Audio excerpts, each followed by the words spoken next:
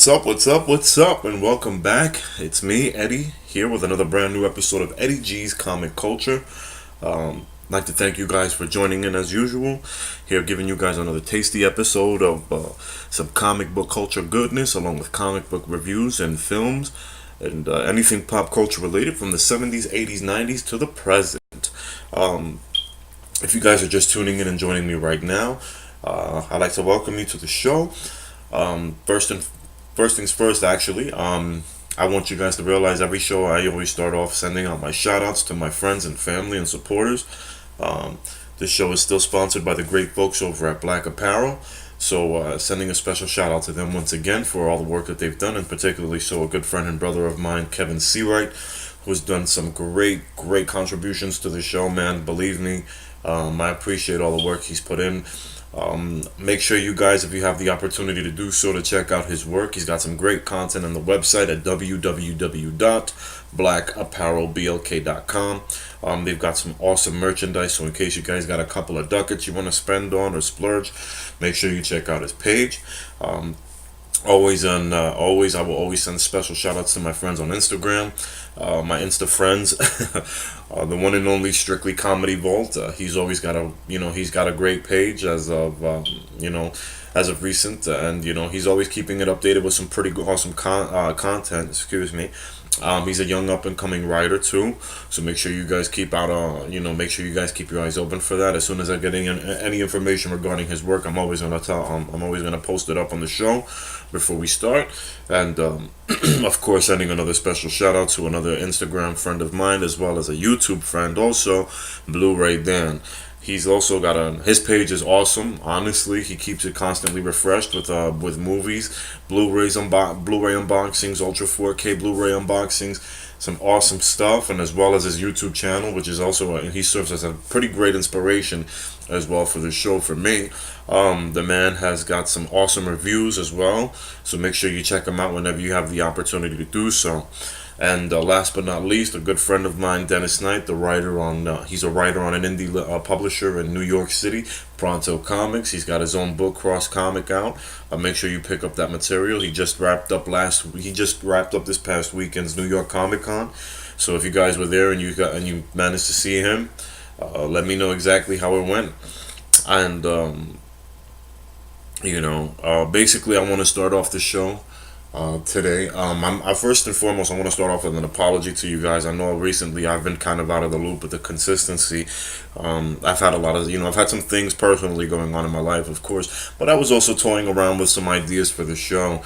And in all honesty, I'm going to start making the show quite a bit. I'm just going to be condensing my episodes now. So instead of just doing separate 20-minute segments or 10-15-minute shows, I'm just going to combine them all into one episode for you guys. So it's probably going to be around the area of the runtime of anywhere from 45 to maybe an hour. But definitely, that's basically one of the main things I've been toying around with a lot. So I've just been spitballing some ideas with, not just myself, but of course my sponsor, Black Apparel, especially Kevin Seawright. And it seems like a pretty good idea, so let's hope that the feedback is even more positive from you guys. Okay, so I'm sorry guys, I've just been doing traps today at the gym, so I kind of got to get my stretch on in between here and there, so excuse me for that. But let's start off the show. This weekend, I happened to see, of course, I know, if you guys haven't seen it, make sure you go out there and see it. I did see Blade Runner 2049. Yes, I saw the follow-up to my favorite science fiction film of all time. Guys, I'm going to try to keep this review as spoiler-free as possible, because it's a hell of a... It's... you can tell right now by my facial expressions how I'm trying not to go into detail about what I saw in the film. Guys, whatever worries you people may have had from the beginning regarding this movie, you can put them to rest. I honestly can tell you at this point, you can definitely put whatever worries you had regarding this film to rest. This, to me, To me, honestly, I think this is a perfect, and this review very much so echoes my friend Blu-ray Dan. This movie was a perfect 10. In all honesty, I think it was a perfect 10. You know, I know a lot of people. I know you're probably a little worried, or you're probably a little concerned about the runtime because it is a pretty long film. It's way longer than the first one. Um, it runs about 3 hours. Honestly, it runs about 3 hours. But once you immerse yourself, once the movie from start to finish, the pacing was not an issue for me. The pacing was definitely not an issue for me because I was so enamored with what I was watching from beginning to end. This film, and if you have the opportunity, make sure you go see it in IMAX because I think that's the only way you can really see it. And to really appreciate the scale of what this film presents, you guys have to see it in IMAX. It is unbelievable. It literally takes all of the important points of the first film and builds up to something so original and on its own. It's unbelievable. It literally is unbelievable. I went with my father to see it on Saturday night, and even my father, I was even concerned myself that I thought my father was probably going to fall asleep halfway through. The man was awake throughout the entire film.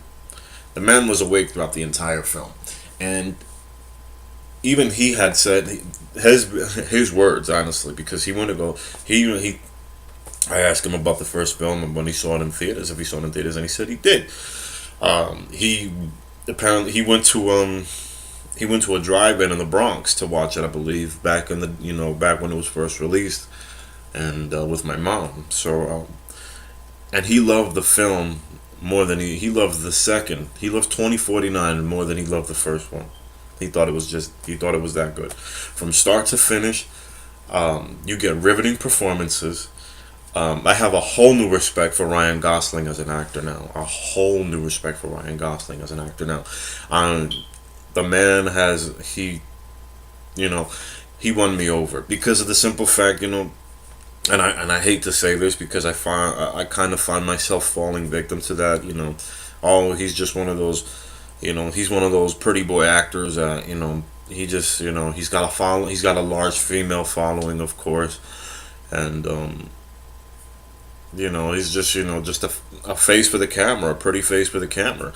And wow, I was dead wrong. I was dead wrong all along. I was wrong about him I was way off the mark with my assumption with Ryan Gosling's performance and his skill in acting, honestly, because I was skeptical, man. I was really skeptical, not to say the least. I was cautiously optimistic walking into the film, well, into the months leading up to the film's release, and believe me, I have the original on Blu-ray, the final cut, and trust me when I tell you, I've at least seen that movie at least 20 times since January. I'm not even kidding. I'm not even kidding with you guys. I'm serious. I must have seen the original at least 20 times since January. At least 12 alone in January and February. Like once, like it was going on, like I was putting it on every weekend for, like, I don't know, like I was just itching after the teaser trailer for 2049 dropped. I was going crazy, stone crazy, because Blade Runner was like, I've given my review, my ode to Blade Runner in one of my other episodes, my tribute episode to it, and it was one of those movies that to me I always had to keep going back. I always had to keep going back to catch whatever was done, and it just for any possible misses that I may have had in the because of the dialogue and everything. And then when I read the book, "Do Androids Dream of Electric Sheep" by Philip K. Dick, which is what the movie is actually based on. Both of these films, actually. I saw some slight differences, but this is exactly what really intrigued me the most was the fact that the author of the book fell in love with the first film, fell in love with what Blade Runner was, and so going off on that, I had really cautious, like I had high hopes for 2049 because of everything that I saw, from the trailers, from the teaser trailer starting on up. They didn't give so much away. And they could have. They honestly could have, because, like I said before, the movie, like as I mentioned earlier, the film is 3 hours long. Pretty much. It's not like they could have ran out of material to just post up on any of the trailers. But what they did so well with the marketing of this film was that it was shrouded in mystery. But what a movie! I think this film deserves to be nominated for numerous Oscars, numerous Oscars this next year, because of the simple fact of the Roger Deakins. He's done a fantastic job. The man that the cinematographer on this film, he does.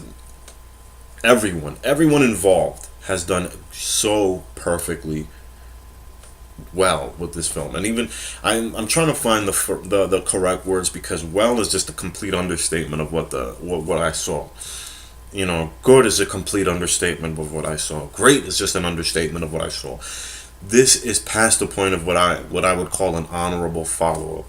This is in terms, it holds up an equality. It's the only sequel, that I know that I could say to you guys that's on film that's actually equal to the first, as far as quality, as far as story, as far as performances are concerned, literally in every aspect of the movie. And the visuals of this film is just unbelievable, absolutely unbelievable. Los Angeles in the at 2049, in the late 21st, mid 21st century, just looks absolutely stunning from what it's shown on camera. And it was just unreal. It was literally unreal. I was blown away from what I had to see. It was just, I'm still trying to, and the thing is, I was putting down my notes earlier on my phone yesterday to see about how I can express this is the film that actually, this is a first for me, because after 3 hours of watching this movie, the movie's 3 hours long. I'm sorry for elaborating on that so much, but the movie is 3 hours long, and yet I still wanted to go right back to watch it again. I still wanted to go back for a second rewatch immediately after that. That's how I know this film is fantastic. This movie deserves all of the accolades that it gets, and then some, and then some. The performance is outstanding, outstanding.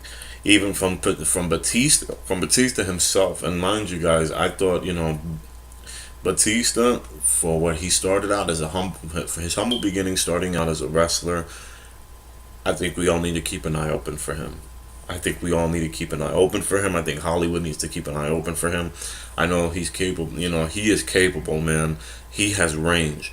He is capable of the range to be an actor, an A-list actor, not just the stuff you see in action movies or any of that. Just he's not just one of those guys, regardless of his size, because the man is a monster. He's like 6'5", 6'6", or something like that, and he's built like a brick shit house. If that's even probably an understatement. But the man is massive, to say the least. The man is like, he's like Colossus. But he has range. He has the range. He's got the capability to carry a role. I believe he does have a capability of carrying a movie, possibly on his own, at this point of his career. And I gotta be honest with you, I love Dwayne Johnson. He's another former wrestler turned another professional wrestler, former wrestler turned actor, professional actor. He's one of the highest paid. I think he was the highest paid actor last year. And I'm actually seeing that. I think that Batista can actually. I think Batista can. All right, let me just come out and say I think he actually has the chops to go ahead and surpass him in that profession. And honestly, so it's evident in the movie. It's evident in the movie, and if you don't believe me, there's a short. They got shorts released on from Denis Villeneuve, the director himself of the film, for Blade Runner 2049, which kind of like displays the events of what led up to the film and what's going on, and the evolution of what has happened since the first movie is just absolutely spot on. It's beautiful, the way it was carried out, the way it was illustrated, the way it was explained. It was just unbelievable. It was just absolutely perfect. It was perfect. It was amazing to see exactly what it was, because I fell in love with Blade Runner about 7-8 years ago. When I was a kid growing up, I always knew about Harrison Ford. I loved Harrison Ford movies. I grew up with Star Wars and Indiana Jones, of course, and then the other features like The Fugitive and Clear and Present Danger, and then Air Force One. I knew about Harrison Ford being, he was up there as one of the greatest actors to me. And then, but we always had, my father always had a copy, a VHS copy of Blade Runner. I never got around to seeing it, although I did see the cover, and I always thought, I looked at the cover and the back, the cover art and the back of the tape, you know, I just, I didn't really pay too much attention to it, although the aesthetic of it looked awesome, even just on the cover art. So I was pretty much intrigued about it, but I never got around to seeing it. So when I finally saw it, I was actually blown away by what it was. And, the fact that everything that was, the way things were just explained in the movie, the way that the dystopian future it shows, this depicted in this, in the first film, was just really mind blowing to me. So having to see that and then seeing it constantly throughout watching it religiously throughout the last 7 to 8 years right about now, I've become attached to it. I became attached to it. I became attached to a lot of the messages in that film, the messages about this society, how we view each other, how we interact with one another, how the world is going, the direction that the world is going in today, and even back then, was, it really grasped me by, it tugged not just my heartstrings, but really it puts you to think exactly what's going on.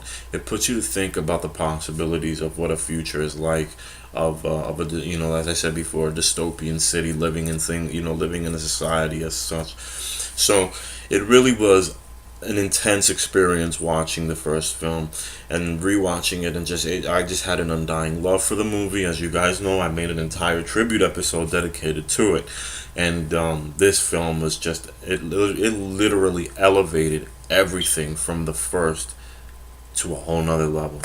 And guys, if you do have the opportunity, make sure you go out to see it this weekend. Please go see it. Support it. It's originality. It is This is what movies are made for. This is what you go to see IMAX for. This is what you go to see movies in general for. This is real. This is what the originality in cinema looks like. It really is. It really is, and you can't be disappointed by it. If you have to go a little inebriated, I don't give a shit. Just go. Just watch it and take it in for what it is. Take it in. Just take it, just take it in for what it's worth, what it's about, what it shows. If you gotta go in high or drunk, I don't give a shit. Just make sure you go see it, support it. This is the type of stuff. See, these are the type of films that I want to see Hollywood generate. Apart from the comic book films, apart from the comic book features and the sappy crap and these regurgitated, ridiculous horror movies, that nobody has any business even supporting in the first place. Like we have what's this new crap coming out this Friday called Happy Death Day? What a crock of shit. Seriously. And it's just, and I'm pretty sure there's another, I'm pretty sure there's another carbon copy of this film lying around somewhere in the video store, either in Best Buy or in Amazon or somewhere. You don't want to see replicated, you don't want to see the regurgitated garbage on film, on screen. Go see Blade Runner 2049, folks. It is a fantastic picture. It's a fantastic film. It's a picture perfect. It's a full on 10. It's a full on 10. Do yourselves a favor and treat yourselves if you can. So, with that being said, I'm gonna move right about along. So, let's discuss. Of course, yes. What was it? 2 days ago, the Justice League trailer, the final Justice League trailer, has been released, and okay, I'll talk about it. I know I've been dancing around the Justice League film for a while now, but okay. I think I'm actually I think I'm very cautious. The same approach I'm taking. You know how I'll get. All right. Reiterating what I said about Blade Runner 2049. How I said I was cautiously optimistic about this movie. This one is worse because I'm actually like walking on my tippy toes with anticipation regarding what this movie's gonna be. We all know what happened. We all know the story. We all know the background of this movie and how things have been and what led up to it, and the shaky start to this cinematic universe. for DC has gone off to. And the trailer starts off with that with some sort of a dream sequence that Lois is having, and it's a beautiful shot though. Beautiful. It's a beautiful shot opening up to it where she walks out to the porch of the Kent resident in Smallville, and she sees Clark standing in the middle of the cornfield, just grazing. Just grazing just grazing the leaves, I guess you could say, from the ears of corn out there. So, you know, then of course, finally, we get to see Henry Cavill actually act like Superman. And that one tiny speck, even though it wasn't too much, where he just pretty much said, "I'll take that as a yes," and then she says, "What?" And then he turns around with a smile on his face. He has that Superman smile on his face, the ring. And then we just take off from there. It looks like a fantastic piece as far as the action is concerned. I know it's going to be heavy. It's going to be a heavy action flick. It's going to be definitely something to be worthy of beholding in amazement as far as the visuals are concerned. I don't know how the story's going to play out, guys. I'm very cautious. I'm very nervous about Justice League because no matter what, even with all the changes and all this stuff, it is still the imprint on this movie is still from Zack Snyder, and we all know how that's turned out already.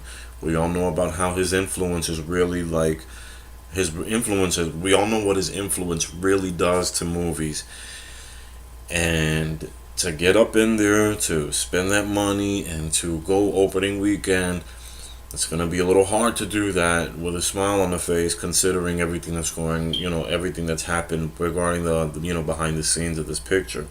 Now, I hope I'm wrong. I'm definitely hoping I'm wrong. I'm dying to be incorrect that this movie will resemble any of the past entries, but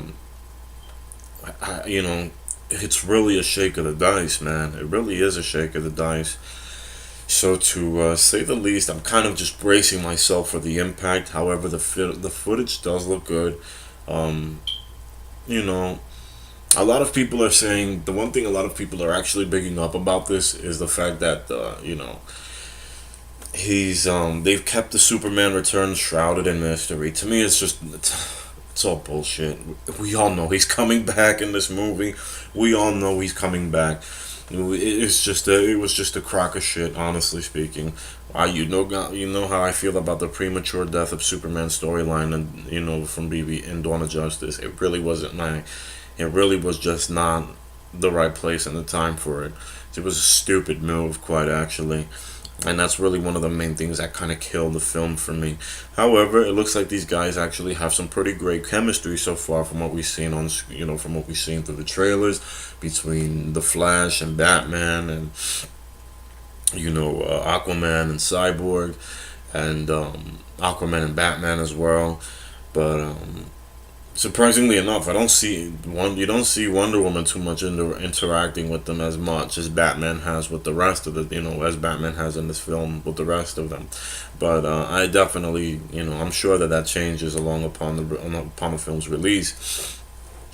But it looks beautifully made. I gotta give it that. But these are just aesthetics. You can't just go off on that. You really can't go off on that, because at the end of the day, if it could look gorgeous, it could look beautiful all at once, but if it doesn't have the heart of the original, if it doesn't have any heart to it whatsoever, then it's just a pointless ride. It's a pointless film. It doesn't have nothing really to offer fans. It doesn't really have nothing to really offer us. It has things to offer. It definitely would offer plenty for those who are fans of Snyder, diehard fans, cultists, I guess you could say, purists or loyalists or whatever you want to call them. I'm sure that it has plenty for them to be, to sink their teeth in. But I can't really say. I really don't know. How visible is Joss Whedon's influence in the film is really something different also as well. But the fact that he actually hired Danny Elfman to do the soundtrack, and what I've been hearing as of recently was Danny Elfman apparently revisiting the original scores of the characters of Batman and Superman, that's also a major plus for me. That's very much so a positive sign. And it kind of gives away, it really kind of like, I hope, I know that this film is, but, I really just hope that this closes the Snyder chapter. I hope that this film finally does that one. This is the one thing I want from this movie. Close the book on the Snyder era.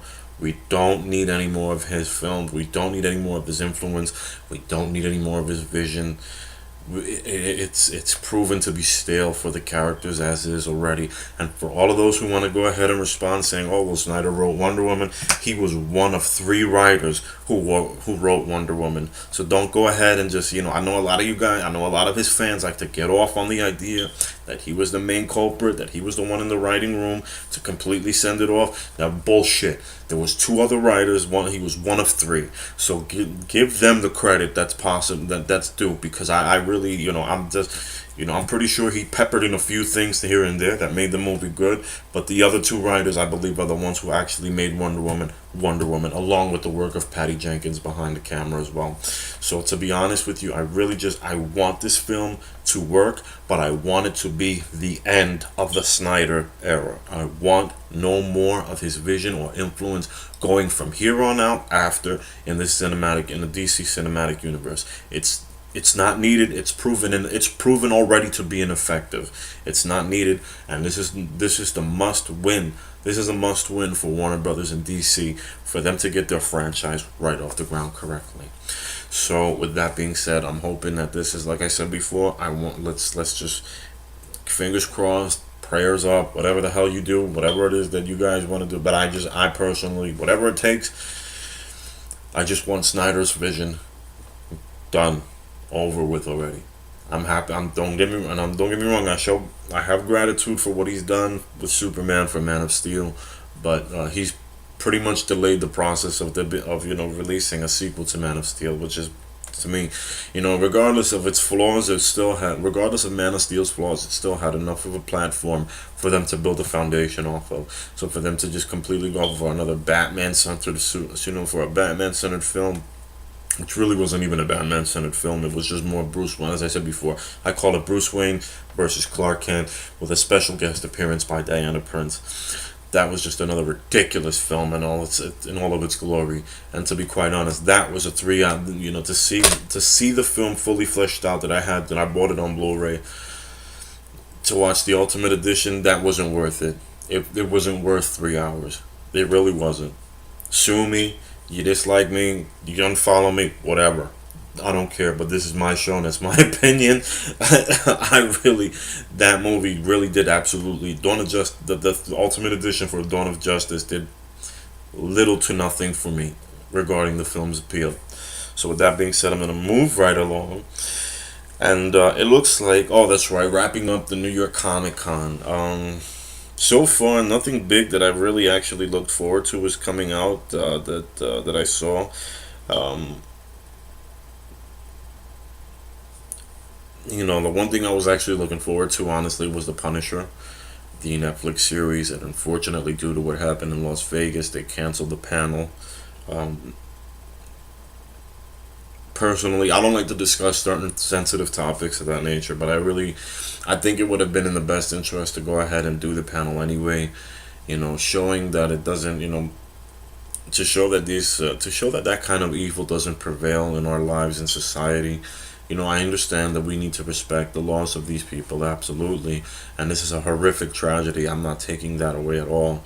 It should have never happened in the first place, but to have an effect on our level of entertainment. And these are characters that are just make believe. And yes, the man, the Punisher is a vigilante centered on murdering his victims, well, criminals mainly. That's all it is. That he murders criminals, and he uses guns to do so, a heavy artillery at that. But part of the progress is to move along and make sure. We also knew, I'm not going to get into a political aspect of it, but I believe that we should just have, they should have at least given them the panel for the New York Comic Con at least. I would have loved to have seen John Bernthal shine, because to me, he's one of the best. I think he's the best casting decision they've really made in that, in the Marvel Netflix universe. I think he was the best casting decision that they ever made. So to have an opportunity for him to run a panel on his own would have been fantastic, and I would have caught the whole thing on if I had to live stream it. I wouldn't care, but it was canceled, so there goes that, and that was a bummer. That was a huge bummer. Um, the show that just doesn't want to that just keeps on going. The Walking Dead apparently seems to have confirmed the cross. So Robert Kirkman, I believe, or one of the shows. I don't give a shit anymore. But one of the one of the writers, or one of the producers, have definitely confirmed. I think Andrew Lincoln as well, the guy who plays Rick Grimes, the actor, confirmed that there is going to be a Fear the Walking Dead and Walking Dead crossover.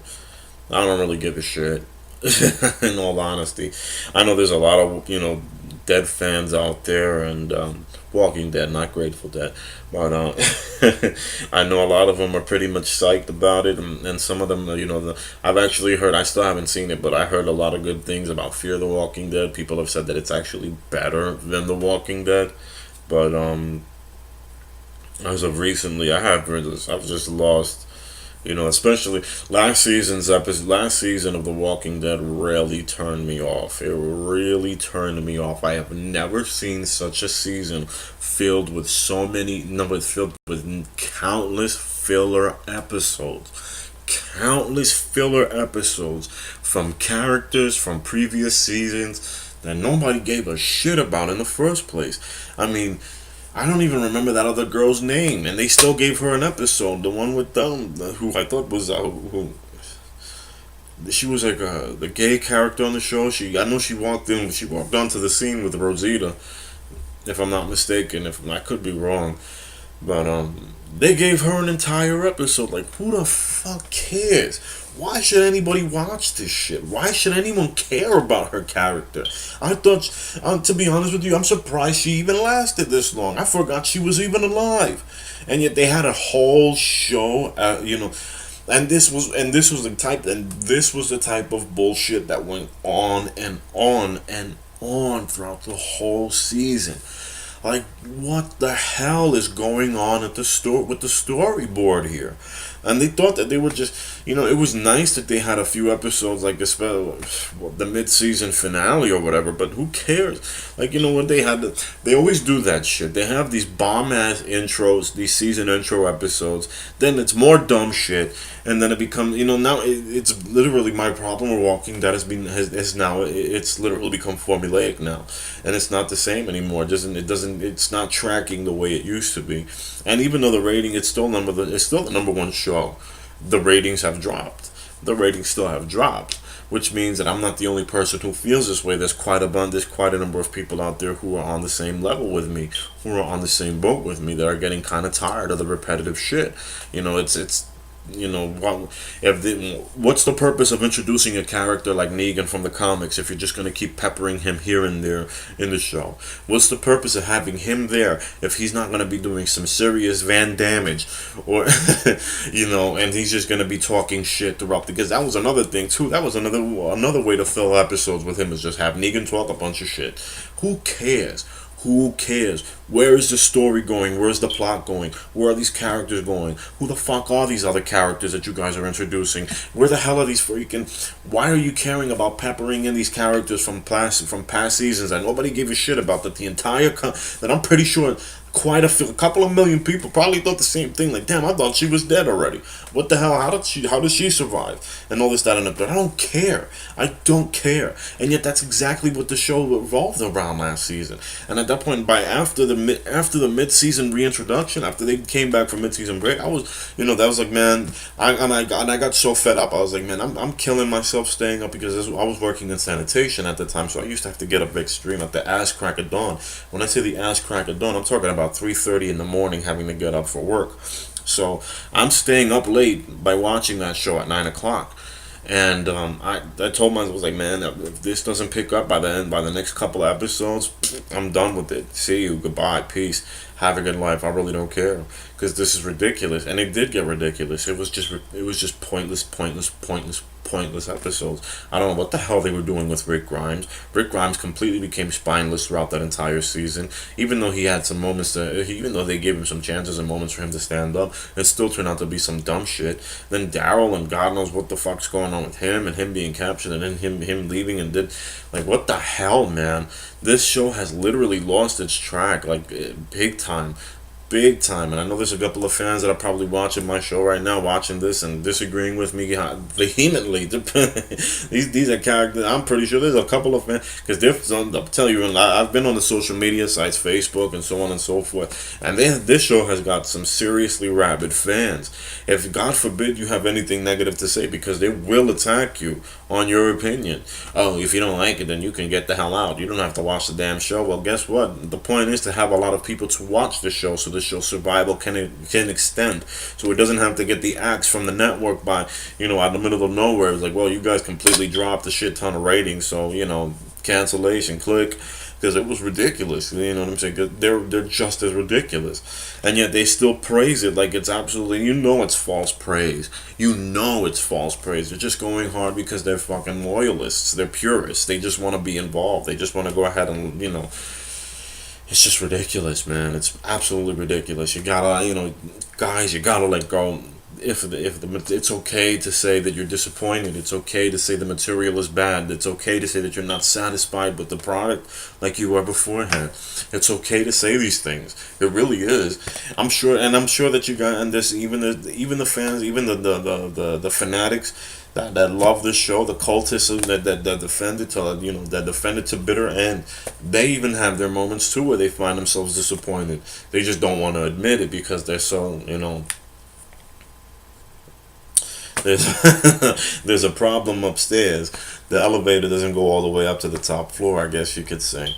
But it's really missing out, man. Like, it's really it's really striking out with me as of recent. So I'm not even, I could care less. I know there's a lot of Death fans that are, probably going giddy and, happier than a pig in shit at this point about this. But I personally am not. So, that seems to be about the only interesting thing that came in there, outside of the fact that the Justice League final trailer, debuted that weekend as well of New York Comic Con. That was about the only thing that was interesting, other than the fact that you saw a bunch of, and I miss New York Comic Con. I was, if I was there, I would have gone. I would have definitely loved to stop by and see my friend Dennis and stop at his table. I probably would have spent more time like I usually do at the small press sections and, than anything else. And then just, visiting the rest of the other just stopping at all the other comic store booths that I visited as well. But, yeah, like, seriously, that's my major gripe with Walking Dead right now. That's what's grinding my gears with Walking Dead right now. But moving right along, I just also started this weekend. By the way, I just started watching, since I got the Amazon Fire Stick, I started watching Vikings now. And what a show. What a good show, man. I'm very impressed by what I was. And I heard a lot of things about it too, because everybody usually talks about Game of Thrones, and I'm very behind on Game of Thrones, guys. Honestly, from the bottom of my heart, I hate to say it, I apologize, but I'm very behind on my Game of Thrones. The last time I saw Game of Thrones, I started watching it about a couple of years ago, and I still haven't even reached the halfway point in the first season, so please forgive me. Don't heart me. I will be getting to it very soon, but unfortunately right now my attention has literally spanned over the Vikings since I don't have any HBO access at this point. I do have to get something, but apparently it's killing me right about now. It's killing me right now that I gotta get through all this stuff, because even with CBS I'm trying to see Star Trek Discovery, so and I can't even get that on, I can't even get that going right about now, but whatever. I'll find my way. Believe me, I will find my way. But wow, what a great show. What I like the most about Vikings, of course, apart from the story, is the cinematography is excellent, the visuals great. It's violent, but it doesn't go into, it's violent, and it does show the brutality. It goes into the brutality, but it doesn't glorify it. It doesn't get gory with the show. You know what I'm saying? Like, that's what's so excellent about it. Even with some of the sex, that there's, these are Vikings, so you're gonna be dealing with promise, you're going to be dealing with sex scenes and so on and so forth. But even that's not even, they don't elaborate on that. They make sure that it elaborates on what's the cause, the effect, and what's happening. And that's why I like the way the show has been going so far. I think it's been really excellent. And so I'm actually just starting the second season right now. So it's starting off pretty good also. Um, I like to see something that's, it's pretty good. It's pretty good. I haven't gone to that level yet where I can call it Breaking Bad good, but it's literally it's impressing me more and more as it goes along. So definitely, I love the show. For I could see, I'm loving what I see so far, and it's a great show. It really is. So if you have any streaming services like Hulu, Amazon Prime, or even Hulu, I know I just found out today that it was on Hulu myself. So I was like, shit, man, I could have just checked this out on Hulu a long time ago. It never dawned on me to think about checking Hulu for it. But when you know, the Fire Stick man was the one that actually brought it to my attention. Where would I like to watch it? After asking Alexa, But then it goes off, and then it's a great show, absolutely. I love the characters. I keep forgetting the priest's name, but of course Ragnar Lothbrok and his brother Rollo, Gabriel Byrne, who played the Earl in the season in the series. He was pretty great too. He was a hateful son of a bitch, but he was also an awesome character, guys. Definitely make sure definitely get on that if you guys have any streaming services to catch it. If not, I'm not going to advocate any illegal activities here, but that sounds hypocritical because I kind of actually did earlier on regarding Blade Runner 2049. But if you could stream it through another site that you don't have to pay for, do what you got to do. Hey. But yeah, man, it's an excellent show. Make sure you check that out. It's gonna be, because Game of Thrones isn't coming back for a while, and plus, when it does come back, it's gonna be the final season anyway. I don't know if there'll be who knows by the time it comes back on, if Vikings will be finishing up then as well. But you never know. You never know. So moving right along, yes, the Star Wars Last Jedi trailer came out. Definitely, that was another thing to watch. And a lot of people have watched it, and don't get me wrong, I love the trailer. I think it's a beautiful trailer. Um, a lot of a lot of impact with certain scenes that they showcased on there. It got difficult once I saw Carrie Fisher. I didn't realize how much it was gonna hurt personally to me when I saw Carrie Fisher. Because as you all know, we lost her early on this year. She was one of the, no, excuse me, bullshit. Like at the very last week of 2016, we lost her. And I'm a huge fan. I'm a fanatic of the original Star Wars trilogy. Episodes 4, 5, and 6 all the way. A New Hope, Empire Strikes Back, and Return of the Jedi. And everyone involved in that movie has a special place in my heart. Even the guy, even Chewie. Everyone. So when the trailer aired, and the thing is, I'm watching the trailer and then totally slip. I'm in awe of what's going on. I see the development for Rey and Finn, and what's going on with Kylo and Poe and all these characters. And I totally, it slipped my mind after one, when they were gonna do the screenshot of when they, what happens of what was gonna happen once they had once they have a screenshot of Leia. So that scene that apparently it looks almost like Kylo's going to kill her. I don't know if that's really gonna happen or not. I'm hoping that I'm dead wrong, but who knows? I mean, it was tough. It was really tough to see.